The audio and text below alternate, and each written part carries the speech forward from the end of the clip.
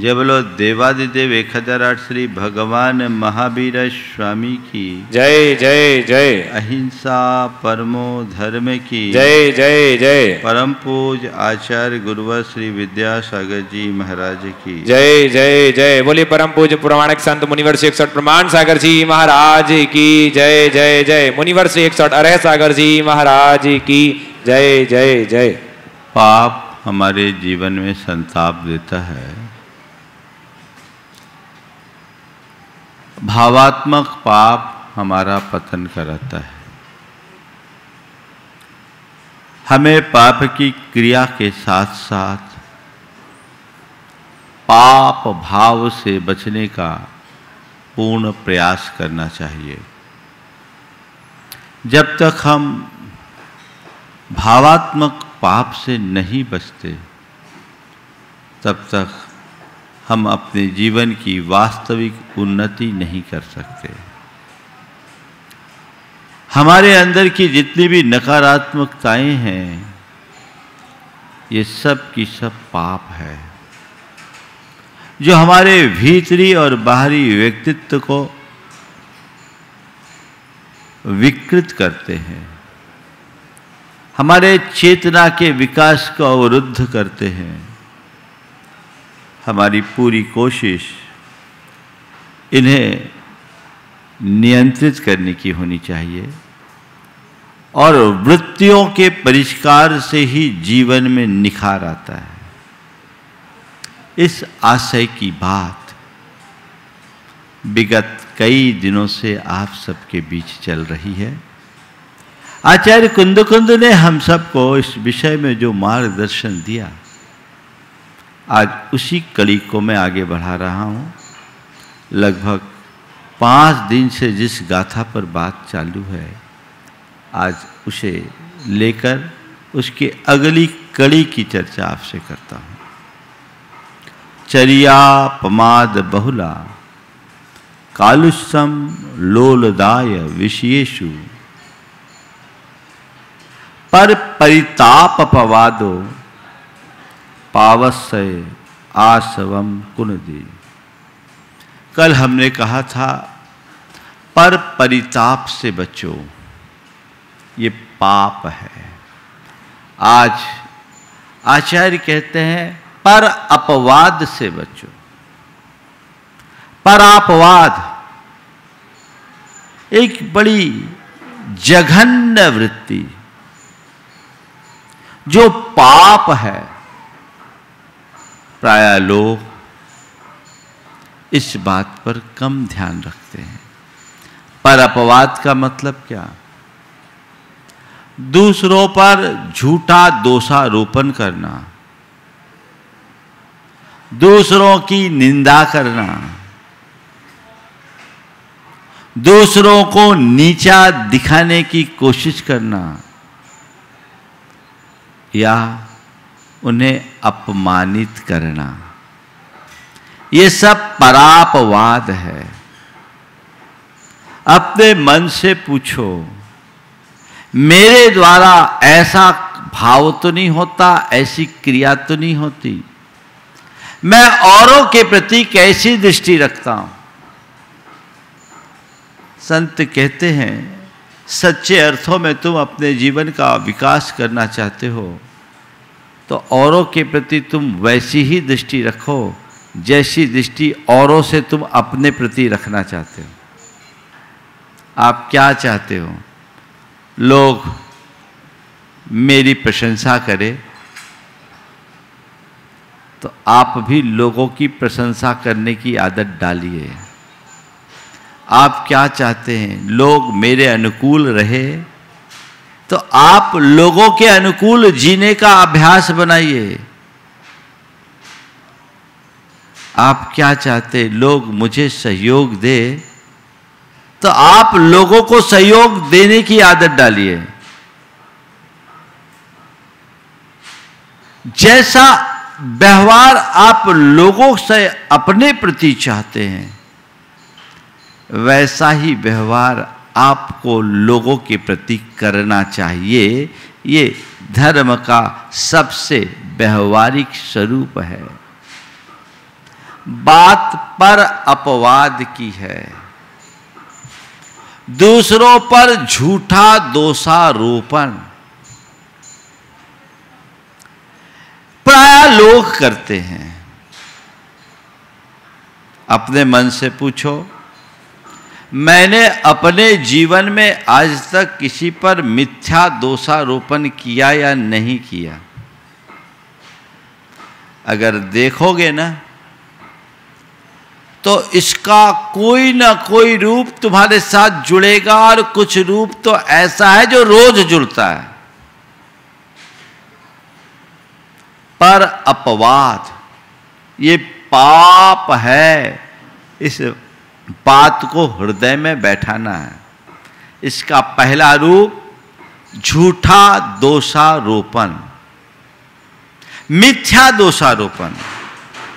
आजकल ऐसा होता है, कहीं पर भी किसी के लिए भी कोई भी अपवाद की बात कर दो और आरोप लगा दो।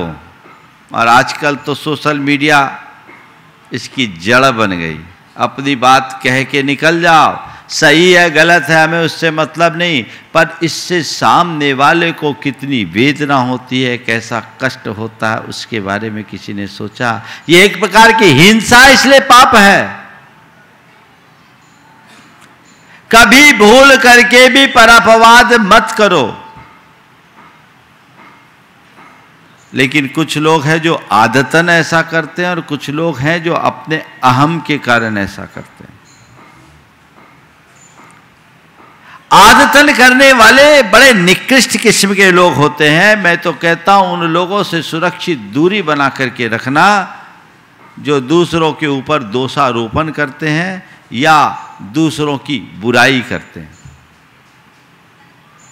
दोषारोपण, किसी के ऊपर कुछ भी आरोप लगा देना। वे लोग होते हैं जो आग लगा के तमाशा देखते हैं। उनका काम केवल इतना है, अगरबत्ती लगा दो, विस्फोट होगा, मजा लो। सत्यता से परे कुछ भी बात लोग कह देते हैं। और कभी कभी तो बेबुनियाद क्या, ऐसी बातें बेबुनियाद होती ही है। हमारे सामाजिक कार्यकर्ताओं पर इस तरह के एलिगेशंस बहुत लगते हैं।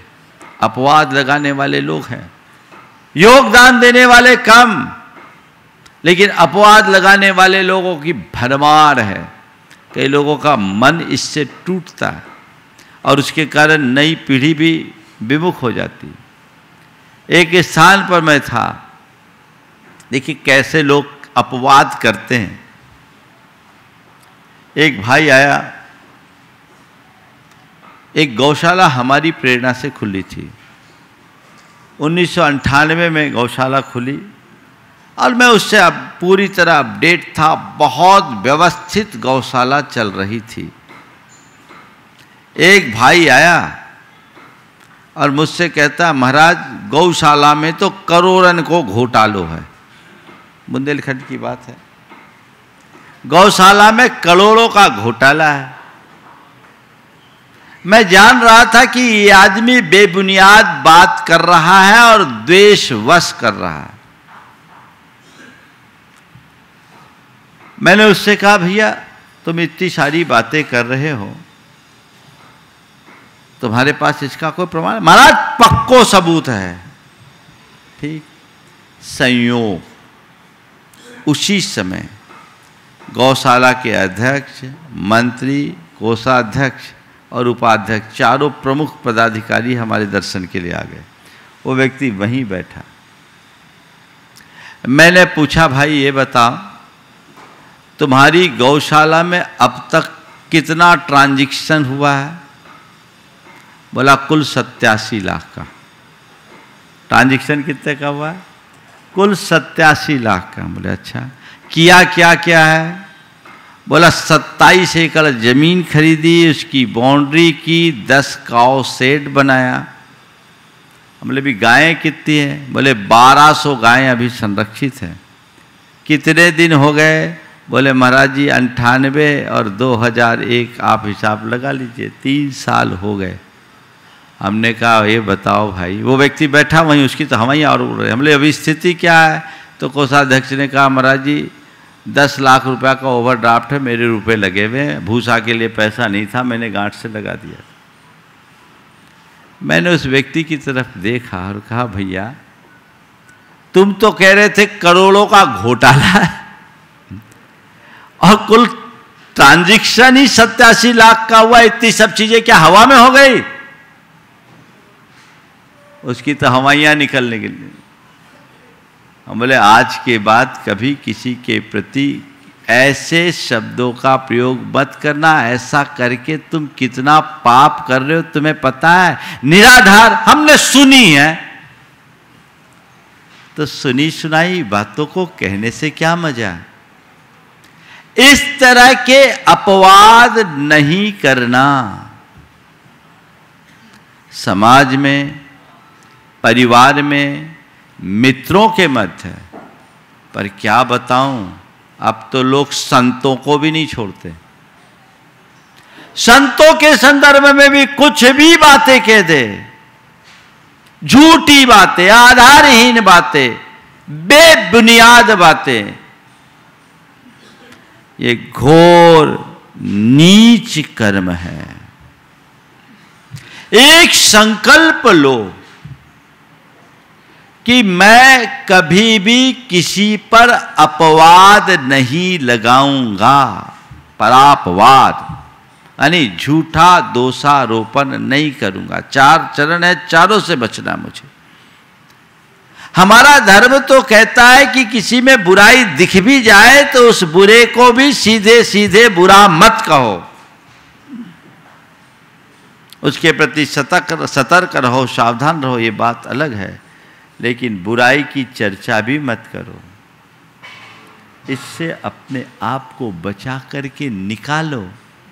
एक संकल्प लो कि मैं पर व्यक्ति के ऊपर कोई भी दोषारोपण नहीं करूंगा। कम से कम इतना तय कर लो, जब तक उसका ठोस आधार न हो तब तक न तो कोई धारणा बनाऊंगा न किसी से चर्चा करूंगा। आप लोग क्या करते हो? एक सोशल मीडिया में कोई मैसेज आता है, बिना पढ़े फॉरवर्ड कर देते हो, करते हो? ये पापाश्रव का बहुत बड़ा निमित्त है। व्यक्तिगत रूप से व्यक्ति का सोच बिगड़ता है, पाप का आश्रय होता है और समाज का सौहार्द खंडित होता है, समाज का वातावरण बिगड़ता है। ऐसे लोग ये नहीं सोच पाते कि ऐसा करके मैं अपना और समाज का कितना बड़ा नुकसान कर रहा हूं। सहयोग करने की बात तो दूर, इस तरह के व्यवहार से सामने वाले पर मिथ्या लांछन लगाने का परिणाम भयानक होता है। सीता के जीव ने अपने पूर्व भाव में एक मुनि महाराज एक आर्यिका को एकांत में बात करता देखकर केवल ये सोचा था कि इनका कुछ चल रहा है, जबकि वे दोनों पवित्र थे और रिश्ते में सगे भाई बहन थे, अपने कोई वार्ता कर रहे थे, लेकिन सामने वाले ने लांछन लगाया, निर्दोष पर लांछन लगाया। उसका नतीजा ये हुआ कि सीता के निर्दोष रहने पर भी उसे लांछित होना पड़ा। उदाहरण आप सबके सामने है। सोचो, अच्छे कार्य का अंजाम अच्छा तो बुरे का परिणाम भी बुरा होता है।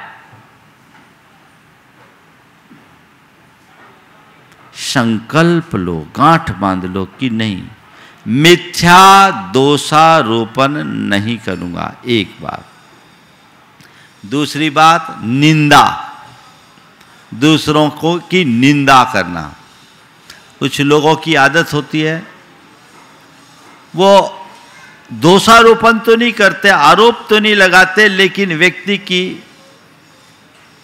कमजोरियों को उजागर करते हैं, बुराइयां फैलाते हैं, गंदगी फैलाते हैं, किसी भी रूप में बस निंदा करना। दोषोद भावन का नाम निंदा है। मिथ्या दोषारोपण तो बहुत निकृष्ट है, लेकिन कहते दोषारोपण भी मत करो, अगर सही है तो भी मत करो। दोष वादे च मौनम। आप लोग रोज पूजन करते हो कि नहीं करते हो? करते हो ना। पूजा के अंत में भगवान से क्या प्रार्थना करते हो? क्या करते हो? हाँ, दोष ढांकूं सभी का, दोष ढांकूं सभी का, ये बोलते हैं। और कई लोग तो मंदिर कमेटियों की दोष वहीं वहीं खोलना शुरू कर देते हैं। भगवान से क्या प्रार्थना किया? दोष ढांकूं सभी का, दोषोद भावन मुझे नहीं करना, दोष को ढकना है, मुझे उससे कोई मतलब नहीं रखना। किसी की बुराई क्यों करूं? बुराई करने का मतलब अपने मुंह को गंदा करना। एक अच्छे व्यक्ति की यही पहचान होती है। मेरे संपर्क में जब लोग आते हैं, बातें करते हैं, तो मैं प्रतिक्रिया तो कुछ नहीं करता, पर मेरी एक ही कसौटी है, व्यक्ति का स्तर कैसा है इसको नापने की। जो आदमी दूसरों की बुराइयां करता है ना, मेरे नज़र में उसके नंबर कम हो जाते हैं। मुझे समझ में आ जाता है ये आदमी बड़ा उथला है, ये आदमी स्वार्थी है, मतलबी है, इसके अंदर नकारात्मकता है। दूसरों की बुराई न करो, बन सके तो उसकी अच्छाई को ग्रहण करो। ये निंदा का कर्म बुरा है। स्वयं किसी की निंदा मत करना और निंदक को अपने पास मत रखना। जो दूसरों की निंदा करने तुम्हारे पास आया है उसको प्रश्रय मत देना। निंदा करना, निंदा सुनना दोनों महादोष है। आप लोग देखिए, दिन भर में आप लोगों की जो गोष्ठियां होती है, उस गोष्ठी का विषय वस्तु क्या होती है? उस गोष्ठी की विषय वस्तु क्या होती है? अच्छी बातें ज्यादा या बुरी बातें ज्यादा? महाराज समीक्षा होती है, और समीक्षा निंदा परक समीक्षा, विशुद्ध पाप का अर्जन। सुबह से पुण्यार्जन कितना करते हैं तो भगवान जाने, पर तुम अपने ऊपर कितनी कालिख पोतते हो इसको तो देखने की कोशिश करो। कितना पाप है, बिना मतलब का ना लेना ना देना, पर के बारे में सोचना ही नहीं चाहिए। हमारे शास्त्रकारों ने कहा, उत्तमा स्वात्म चिंता स्यात् देह चिंता च मध्यमा अधमा काम चिंता स्यात् पर चिंतास्तु धमा धमा। क्या बात कही। उत्तम मनुष्य वह है जो केवल अपनी आत्मा की चिंता करे, मध्यम वो है जो शरीर की चिंता करे, अधम वो है जो काम की चिंता करे, लेकिन जो पर की चिंता करे वो अधम से भी अधम है, क्योंकि इसमें मिलना कुछ नहीं है सिवाय पाप के। क्यों ये वृत्ति? क्यों? हम धर्मी हैं तो हमें चाहिए ऐसी वृत्ति से अपने आप को बाहर निकाले। ये सोच में ही नहीं आनी चाहिए, न मुझे निंदा करनी है, न निंदा सुननी है, न निंदा फैलानी है। समझ गए? ये महान अनर्थकारी है। यहां व्यक्ति को बचना चाहिए। ये परापवाद है।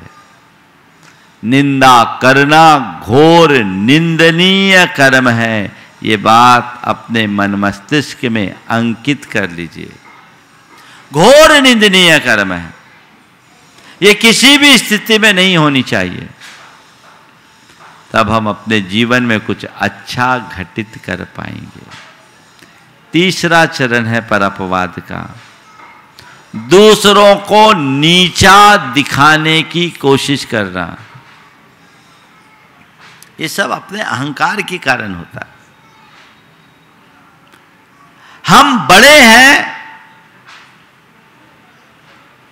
इससे लोगों को संतोष कम होता है। सामने वाला हमसे इंफीरियर है, ये फील होना चाहिए। संत कहते कभी किसी को नीचा मत दिखाओ, बन सके तो ऊपर उठाओ, ना नीचे गिराओ, ना नीचा दिखाओ। अपने मन से पूछो, कभी कोई ऐसा अवसर आता है, तुम्हारी क्या परिणति होती है? सामने वाले को ऊपर उठाने का प्रयास करते हो या उसे नीचा दिखाते हो? 10 लोगों के सामने नीचा दिखाओ, मजा आता है। ये रौद्र ध्यान है, महान अनर्थकारी। क्या कहूं, मनुष्य हंसते हंसते पाप करता है और उसे भोगने के लिए भाव भाव में रोना पड़ता है। भाव भाव में रोना पड़ता है। दूसरों को नीचा दिखाने वाला नीच गोत्री होता है। क्यों किसी को नीचा दिखाओ? क्यों किसी को नीचा गिराओ? बनते कोशिश, खुद उठो, औरों को उठाने की कोशिश करो। और कभी कभी मामला बिल्कुल उल्टा हो जाता है। नीचा दिखाने की कोशिश करने वाले को कभी कभी ऐसी स्थिति से गुजरना पड़ता है कि फिर कभी सिर भी नहीं उठा पाता। मैं एक ऐसे व्यक्ति को जानता हूं जो बड़ा साधारण हैसियत का आदमी था, विनम्र, मृदुभाषी और मिलनसार था। हैसियत सामान्य थी। छोटे से किराने की दुकान से अपना काम चलाता था। उसका जो पड़ोसी था वो थोड़ा पैसे वाला था, पर जितना पैसा था उससे ज़्यादा उसके मन में अभिमान था। वो अपने पड़ोसी को कुछ गिनता ही नहीं था। उसे लगता था कि इनका कोई मेरे आगे स्टेटस ही नहीं है, मेरे आगे कुछ लगता ही नहीं। और चाहे जब उसे नीचा दिखाने की कोशिश करता था, कोई भी मौका बेमौका उसे नीचा दिखाने की कोशिश करता, और वो व्यक्ति बड़ी विनम्रता से अपनी गलती को स्वीकार करता, भैया माफ़ करो, हम क्या करें, हमारे साथ ऐसा नहीं होता। लेकिन कहते सब दिन एक समान नहीं होते। संयोग ऐसा हुआ कि उसका बेटा पढ़ लिख गया और पढ़ करके आईएएस ऑफिसर हो गया, आज भी ऑफिसर है।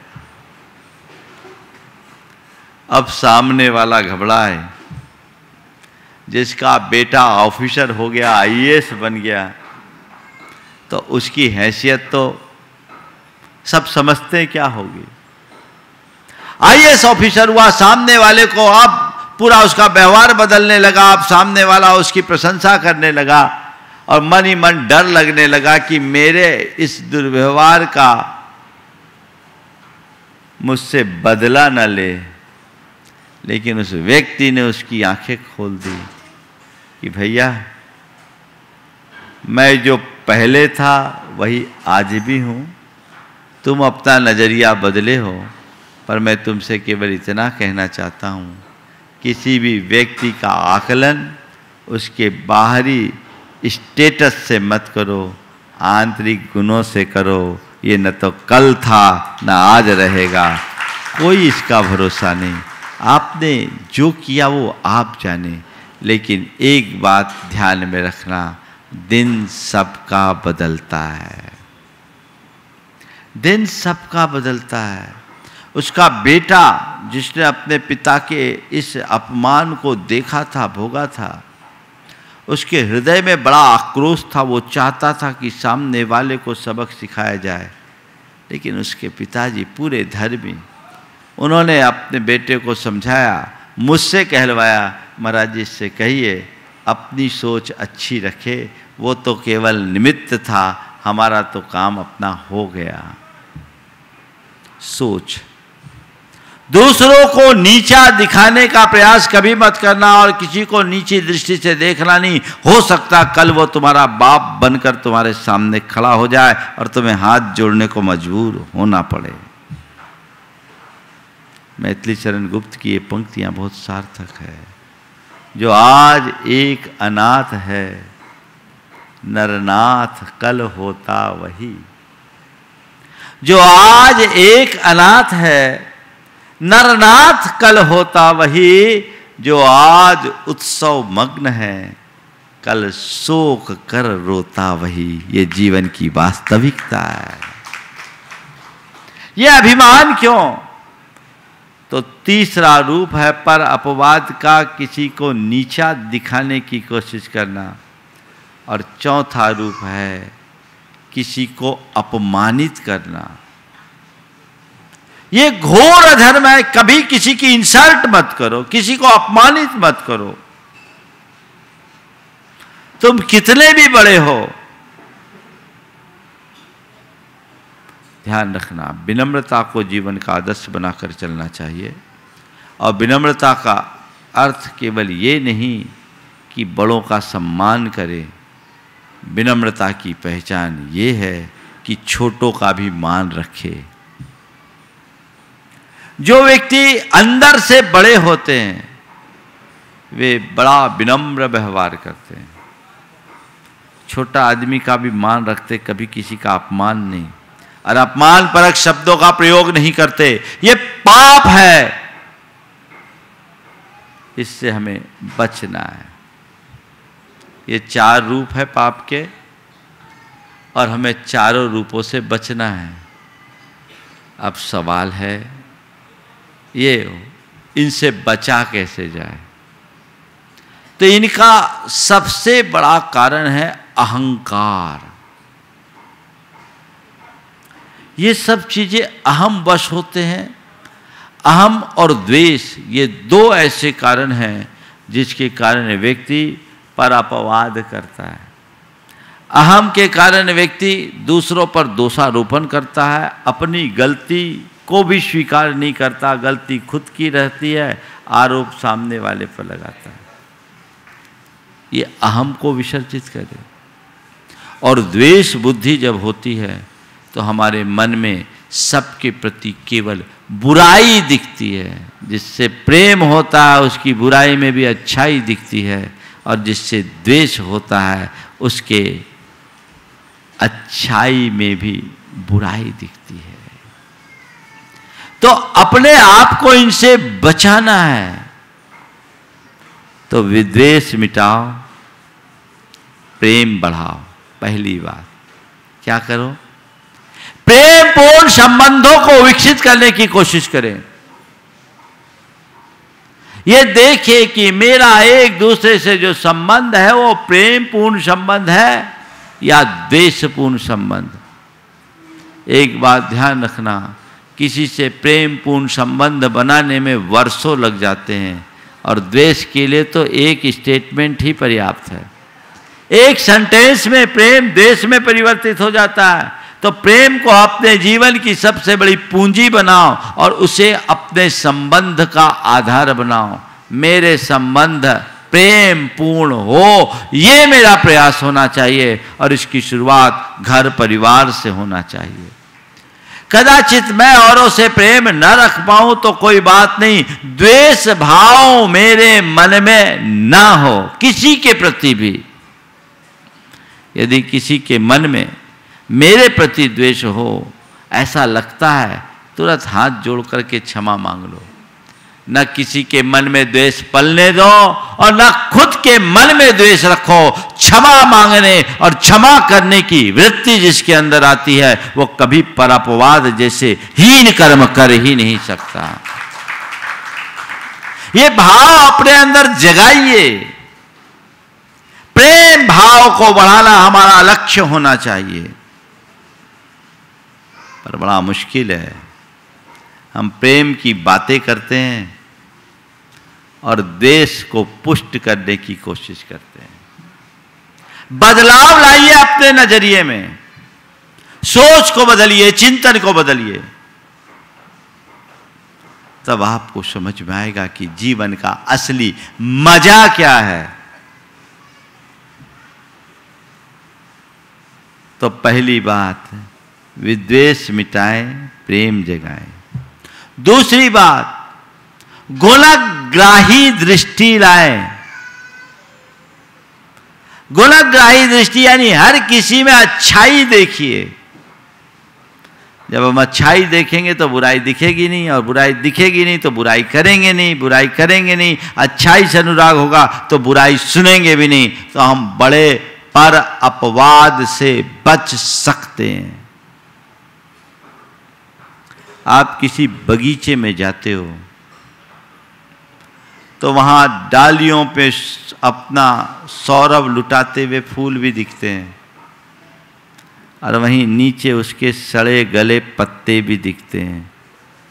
आप क्या करते हो? आपकी दृष्टि किस पर जाती है? फूल पर कि नीचे के कचरे पर? हाँ बोलो, फूल पर ना। तो संत कहते हैं जैसे किसी बाग में जाते हो तो अपनी दृष्टि केवल फूल पर केंद्रित रखते हो, ऐसे ही जीवन की बगिया में भी केवल फूल चुनो, बाकी चीजों को नजरअंदाज करो। अच्छाई देखो, अच्छाई फैलाओ, बुराई न देखो न बुराई को फैलाओ, क्योंकि ये एक गंदा कर्म है। निंदा किसी की मत करो, ये महान अनर्थकारी है। इसका परिणाम क्या होगा कोई नहीं जाने। कभी कभी किसी को इसी जन्म में मिलता है, और नहीं मिले तो भवांतर में तो मिलेगा ही, और उसका खुद का चिंतन तो विकृत हो ही जाता है, जीवन बर्बाद होता है। यहाँ बचें, निंदा से बचना है तो क्या करना है? गुणग्राही बनना है। अच्छाई देखो, बुराई मत देखो। लेकिन लोगों को अपनी सैकड़ों बुराइयां नहीं दिखती और सामने वालों की एक अच्छाई नहीं दिखती। एक बार चलनी ने सुई से कहा, चलनी है ना, चलनी ने सुई से कहा, अरे बहन देख तो तेरे मुंह में छेद है। क्या कह रही है चलनी? बहन देख तो तेरे मुंह में छेद है। चलनी ने विनम्रता से कहा, ठीक कहती बहन। सुई ने विनम्रता से कहा, ठीक कहती हो बहन, मेरा तो एक छेद है, खुद में तो झांक, तेरा तो पूरा शरीर छेद का है।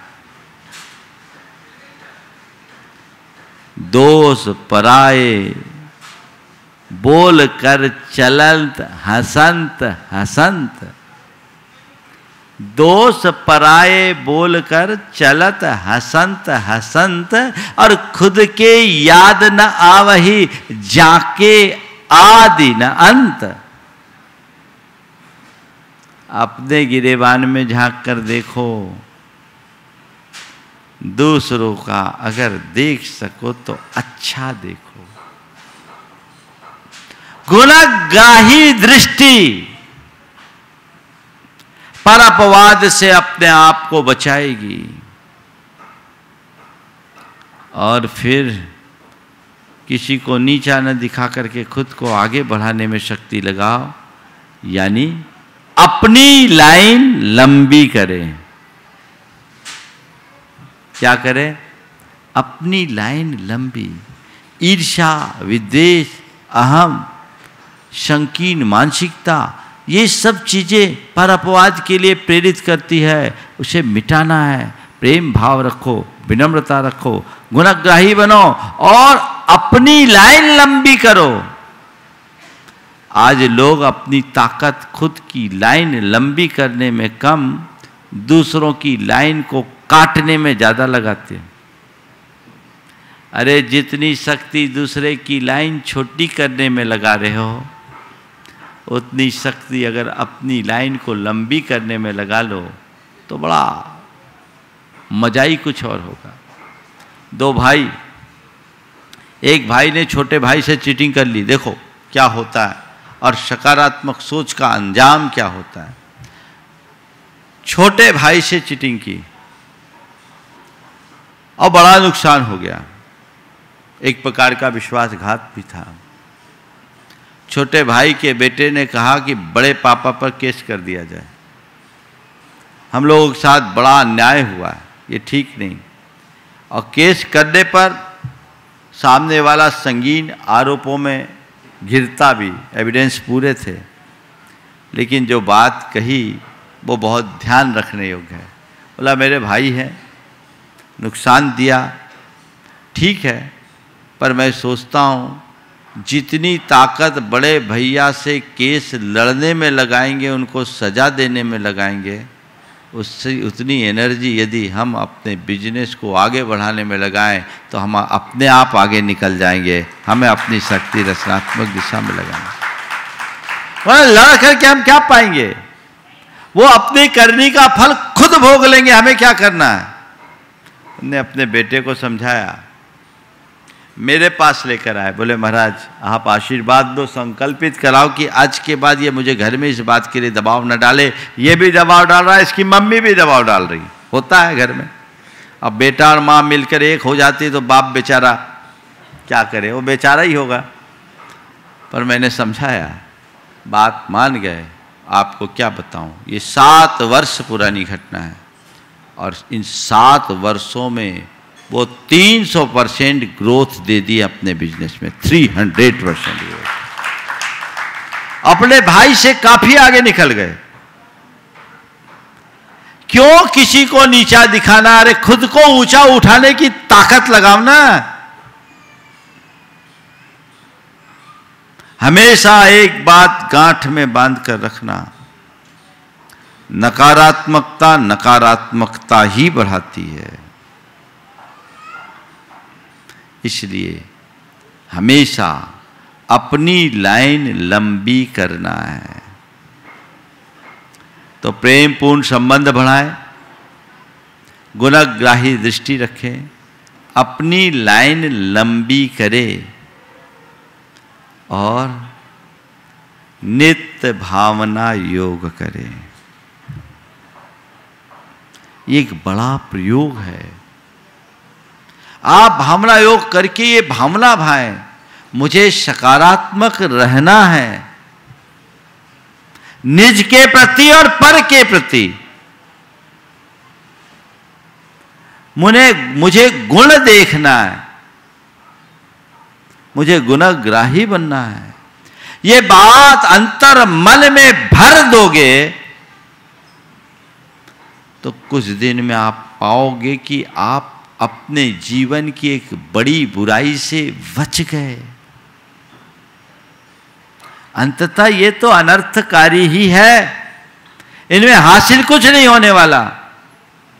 तो ऐसे अनर्थ से अपने आप को बचाकर निकाल लीजिए, मन में वज्र संकल्प जगा लीजिए कि मैं अपने जीवन में पर अपवाद कभी नहीं करूंगा। तो जीवन का कायाकल्प होगा। मैं आपसे कहना चाहता हूं, असल धर्म यही है। तुम्हारा पूजा पाठ, तुम्हारा व्रत उपवास, तुम्हारा दान और तुम्हारा त्याग तब तक अर्थहीन है जब तक तुम्हारे भीतर रूपांतरण न हो। अपने आप को भीतर से बदलो। महाराज हम पर अपवाद न करें, हमारा कोई अपवाद करे तो क्या करे, उसके प्रति तटस्थ रहो, सहज भाव रखो, तब हम अपने जीवन का पथ प्रशस्त कर सकेंगे। तो ये क्रम अभी आगे चलता रहेगा। इस शुभ भाव के साथ मैं यहीं पर विराम दे रहा हूं। बोलिए परम पूज आचार्य गुरुवर श्री विद्यासागर जी महाराज।